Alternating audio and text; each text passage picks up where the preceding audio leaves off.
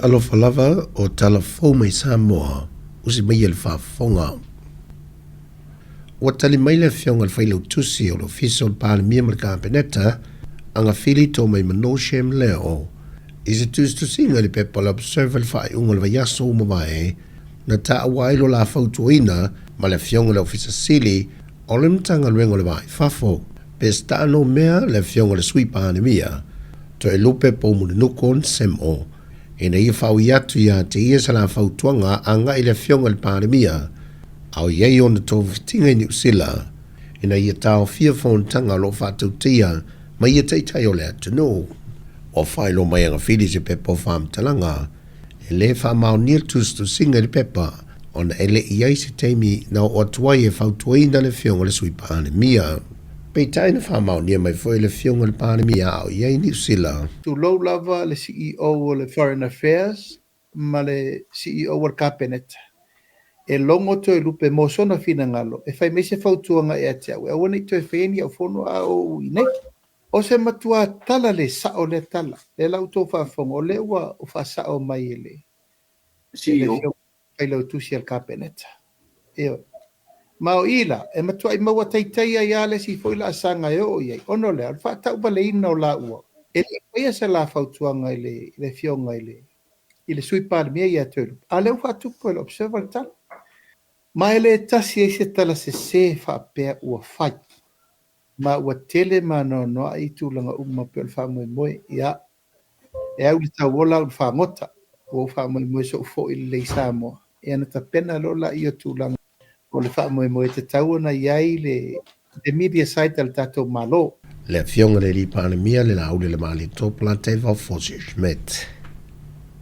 O le lata tu le whai unga le tausanga i le Kirismasi ma le tausanga fau, o wha malo sia mai iai fautuanga mai le mtanga luenga le soifu malolo ina le atunu. Ona o popo lenga le whemalanga e o tātou tangata nga i le atunu o fiti. Le ua matua maa walunga ai i le whainu mera i lato wa afia i siama le HIV/AIDS. Wa toe la nga i le sui ofisa sili le mtanga luenga le soifu malolo ina, tanga loa Robert Thompson ia fautuanga masani o le wha mai vina ua whaato aadia i le tausisia lo le paanga e tasi. O Sāmoa lo tu mau le to se fulmal tasi la tau na fia i le wha mai i le o toi suia lava le fuinu mera o mai le so. Wha manatu fo tanga loa, fautua ina fo i le atunu, a fai e suia le wha longona ni malo sultino, ia vave se fo mai mo ni siaki wha apitoa, ina ia vave o na fia ni pui puinga, e lave ina i le soifua.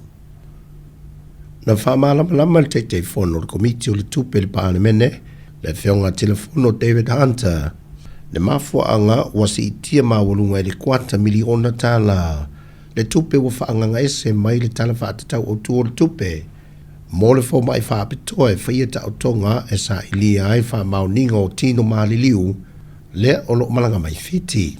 Whaenga tupe le pathologist, le ie le lua se lau musfulu afe.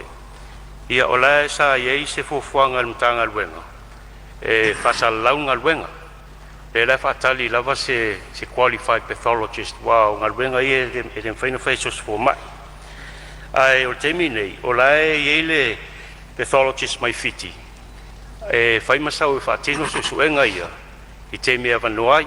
O le tasi le neo whaafita au lo fisanga i pēr ma le atunu, o le lea i o se tama whanau o le atunu, e tau aveina i a tau tonga whaapitoa nei, ma o le ala foi le nisi teimi, e tātitia umi e tino maare liu, o lo tā lia la tu sue enga whaapitoa, o na se ilonga lawa e awa noa le fo mai mai fiti, whatu a mawhai o na malanga mai e whaatau nuu i a tau tonga. Wa amata le whaatatitia por kalamea soi fo maloloina, e pui e whainga malanga whaavao malo o sa mō mai se atunu, e me se lava iani o sela mau se talia, o na o toi pe si o lātou tangata ili wha mai o le mi sela.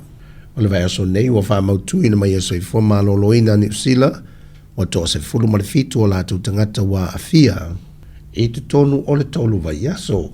Wato le ka penga fo ile mako advice, travel advice.